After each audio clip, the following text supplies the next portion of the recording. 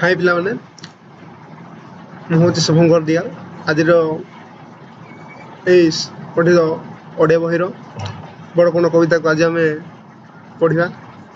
ପ୍ରଥମେ ଏ ବଡ଼ପଣ ଶବ୍ଦର ଅର୍ଥ କ'ଣ ବୁଝିବା, ତାପରେ ଆମେ ଦେଖିବା ବଡ଼ପଣ କବିତାରେ କ'ଣ ସବୁ ଆମର ଅତି ପ୍ରିୟର କବି କୈବର୍ତ୍ତ ରାଧାନାଥ ରାୟ ଆମକୁ ସୂଚନା ଦେଇଛନ୍ତି। ଦେଖିବା ଆମେ ବଡ଼ପଣ ଶବ୍ଦର ଅର୍ଥ ହେଉଛି ମହତ୍ତ୍ୱପଣିଆ ବା ମହାନ ପଣିଆକୁ ହିଁ ବୁଝାଇଥାଏ। ବୁଝିପାରିଲ? ଏହି ବଡ଼ପଣ କବିତାଟି କୈବର୍ତ୍ତ ରାଧାନାଥ ରାୟଙ୍କର ବ୍ୟଙ୍ଗ କାବ୍ୟ ଦରବାରରୁ ଆସିଅଛି ବା ସଂଗୃହୀତ ବା ଆହ୍ନିତ, ଯାହା କହିଲେ ବି ଏକା କଥା। ବୁଝିପାରୁଛ? ଏହି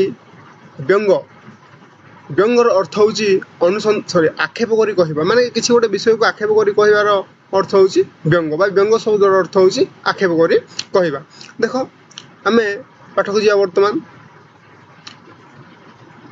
ମନେ ନାହିଁ ତୁମ୍ଭେ କାହାର ସନ୍ତାନ, କେଶରୀ ଔରସେ ତୁମ୍ଭେ ସିନା ଶ୍ୱାନ। ଏଠାରେ ଦେଖ, ମନେ ନାହିଁ ତୁମ୍ଭେ କାହାର ସନ୍ତାନ, କେଶରୀ ଔରସେ ତୁମେ ସିନା ଶ୍ୱାନ।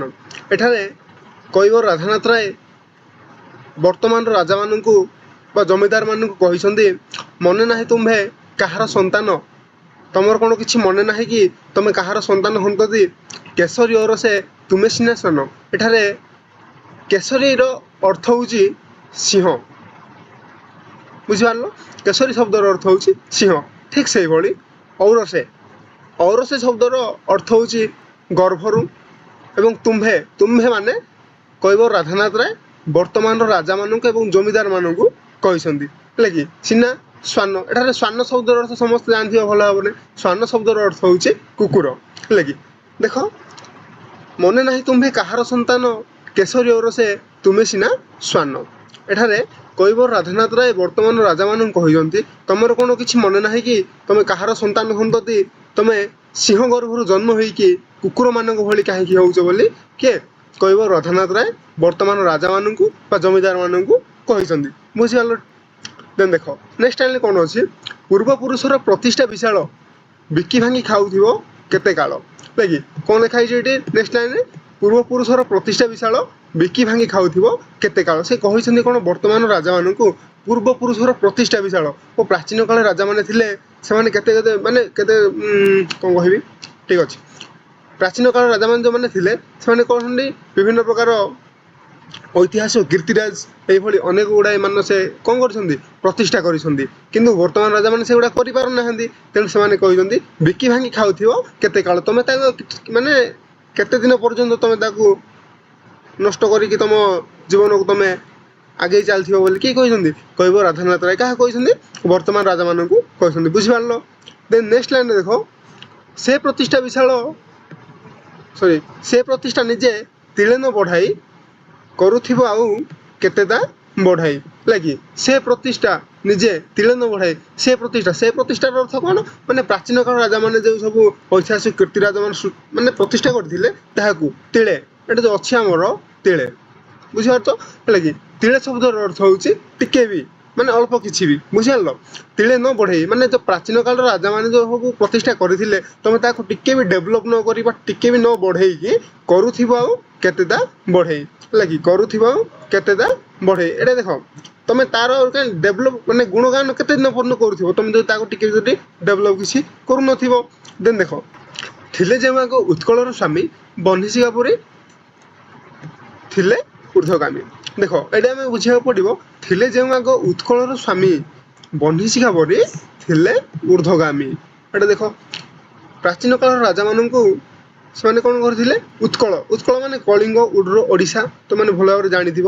ହେଲା କି, ଏଠାରେ ସ୍ୱାମୀ ଅଛି କି ନାହିଁ, ଏହି ସ୍ୱାମୀ ଶବ୍ଦର ଅର୍ଥ ହେଉଛି ପ୍ରାଚୀନ କାଳର ରାଜାମାନଙ୍କୁ ବୁଝାଉଛି। ହେଲା କି, ବହ୍ନିଶିଖା, ଏହି ବହ୍ନିଶିଖାର ଅର୍ଥ ହେଉଛି ନିଆଁ। ହେଲା, କ'ଣ, ବହ୍ନିଶିଖା ଶବ୍ଦର ଅର୍ଥ ହେଉଛି ନିଆଁ, ଥିଲେ ଊର୍ଦ୍ଧ୍ୱଗାମୀ। ଦେଖ, ପ୍ରାଚୀନ କାଳର ଉତ୍କଳର ରାଜାମାନେ ଥିଲେ, ଉତ୍କଳର ରାଜା ମହାରାଜା ମାନେ ଥିଲେ, ପ୍ରାଚୀନ କାଳ କଥା କହୁଛି, ବର୍ତ୍ତମାନ କଥା କହୁନି। ପ୍ରାଚୀନ କାଳ ଯେଉଁ ରାଜା ମହାରାଜା ମାନେ ଥିଲେ ସେମାନେ ନିଆଁ ଭଳି ଊର୍ଦ୍ଧ୍ୱଗାମୀ ଥିଲେ ବୋଲି କୈବର୍ତ୍ତ ରାଧାନାଥ ରାୟ ବର୍ତ୍ତମାନର ରାଜାମାନଙ୍କୁ ସୂଚନା ଦେଉଛନ୍ତି। ବୁଝିପାରିଲ? ଠିକ୍ ଅଛି। ନେକ୍ସଟ ଲାଇନ୍ ଦେଖିବା, ତୁମ୍ଭେ ହେଇ ସେହି ବଂଶର ସନ୍ତତି, ଜଳଧାରା ପରି ହେଲ ଅଧଗତି। ମାନେ ଏଠି ଦେଖ କହିବ ରାଧାନାଥ ରାୟ କ'ଣ କହିଛନ୍ତି ବର୍ତ୍ତମାନ ରାଜାମାନଙ୍କୁ, ତୁମେ ହେଇ ସେଇ ବଂଶର ସନ୍ତତି ଜଳଧାରା ପରି ହେଲ ଅଧଗତି, ହେଲା କି ତୁମେ ସେହି ବଂଶର ସନ୍ତାନ ସନ୍ତତି ହେଇକି ତମେ ଜଳଧାରା ପରି ଅଧଗତି ମାନେ ଜଳର ଧର୍ମ କ'ଣ ନିମ୍ନଗାମୀ, ମାନେ ଜଳ ଯେମିତି ଜଳ ମାନେ ପାଣି ଜାଣିଥିବ ସମସ୍ତେ, ହେଲା କି ପାଣି ଯେମିତି ସଦାବେଳେ ତଳକୁ ତଳକୁ ଖସିବାକୁ ଟ୍ରାଏ କରିଥାଏ, ଠିକ୍ ସେହିଭଳି ବର୍ତ୍ତମାନ ରାଜାମାନେ ମଧ୍ୟ ତଳକୁ ତଳକୁ ଖସି ଯାଉଛନ୍ତି। ତେଣୁ ଆମର କହିବ ରାଧାନାଥ ରାୟ କହିଛନ୍ତି ତୁମେ ସେହି ବଂଶର ସନ୍ତାନ ସନ୍ତତି ହେଇକି ତମେ ଜଳଧାରା ପରି ଅଧଗତି କାହିଁକି ହେଉଛ ବୋଲି ମଧ୍ୟ ସେ କହିଛନ୍ତି, ହେଲା କି ଏଇଟା ଆମର ଗୋଟେ ମୋଷ୍ଟ ଇମ୍ପୋର୍ଟାଣ୍ଟ ସର୍ଟ କ୍ୱେଶ୍ଚିନ୍ ହେଇପାରେ, ହେଲା କି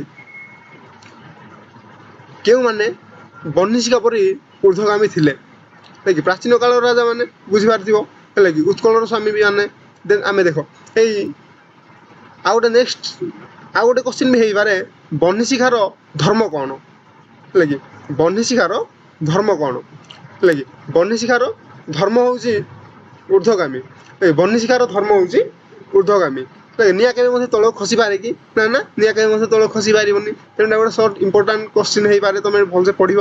ଦେନ୍ ଆମେ ଦେଖ କହିଛନ୍ତି ଜଳଧାରାର ଧର୍ମ କ'ଣ, ନିମ୍ନଗାମୀ ବା ତଳକୁ ଖସିବା, ବୁଝିପାରିଥିବ ଏଇଟା ବି ଗୋଟେ ତମର ଇମ୍ପୋର୍ଟାଣ୍ଟ ସର୍ଟ କ୍ୱେଶ୍ଚିନ୍ ହେଇପାରେ, ଭଲସେ ପଢ଼ିବ ବୋଲେ। ଦେନ୍ ଦେଖ ନେକ୍ସଟ ଲାଇନ୍ ଅଛି ତୁମ୍ଭ ପିତୃଗଣ ପରମ ଉଦାର ରାଜ୍ୟ ମଣୁଥିଲେ ଏକ ପରିବାର, ଦେଖ ତୁମ୍ଭ ପିତୃଗଣ ପରମ ଉଦାର ରାଜ୍ୟ ମଣୁଥିଲେ ଏକ ପରିବାର, ହେଲା କି ତୁମ୍ଭ ପିତୃଗଣର ଅର୍ଥ କ'ଣ ଦେଖ ପ୍ରାଚୀନ କାଳର ରାଜାମାନଙ୍କ କଥା କୁହାହେଉଛି। ବର୍ତ୍ତମାନ ରାଜାମାନଙ୍କୁ କହିବ ରାଧାନାଥ ରାୟ ସୂଚନା ଦେଉଛନ୍ତି ଯେ ପ୍ରାଚୀନ କାଳର ରାଜାମାନେ କିଭଳି ଭାବରେ ସେମାନଙ୍କ ପାଖରେ ଦୟା, ଭଲ ପାଇବା, ସ୍ନେହ, ମମତା ସବୁ ଭରପୁର ଭାବରେ ରହିଥିଲା, ସେଇ କଥା କହୁଛନ୍ତି। ତୁମ୍ଭ ପିତୃଗଣ ପରମ ଉଦାର, ପ୍ରାଚୀନ କାଳର ରାଜାମାନେ ବହୁତ ଦୟା, ବହୁତ ମାନେ ଭଲ ପାଇବା ବ୍ୟକ୍ତିମାନେ ଥିଲେ, କିନ୍ତୁ ରାଜ୍ୟ ମଣୁଥିଲେ ଏକ ପରିବାର, ସେମାନେ ଗୋଟେ ରାଜ୍ୟକୁ ଗୋଟେ ନିଜର ପରିବାର ବୋଲି ସେମାନେ ମନେ କରୁଥିଲେ। ଦେଖ ବୋଲେ ଏଇଟା ହେଉଛି ଗୋଟେ ମୋଷ୍ଟ ଇମ୍ପୋର୍ଟାଣ୍ଟ ଟପିକ୍, ଏହି ଟପିକ୍ଟା ଇମ୍ପୋର୍ଟାଣ୍ଟ ହେଇପାରେ ତୁମମାନଙ୍କର ବୋର୍ଡ଼ ଏକ୍ଜାମ୍ ପାଇଁ, ତେଣୁ ଭଲସେ ଟିକେ ଦେଖିବ, ପଢ଼ାପଢ଼ି କର, ଆଉ ଲାଇକ୍ ସେୟାର ସବସ୍କ୍ରାଇବ୍ କର। ଆମେ ପୁଣି ଆହୁରି ତୁମ ପାଇଁ ଗୋଟେ ନ୍ୟୁ ଟପିକ୍ ଧରିକି ଆସିବୁ। ଥ୍ୟାଙ୍କସ୍, ରହିଲି।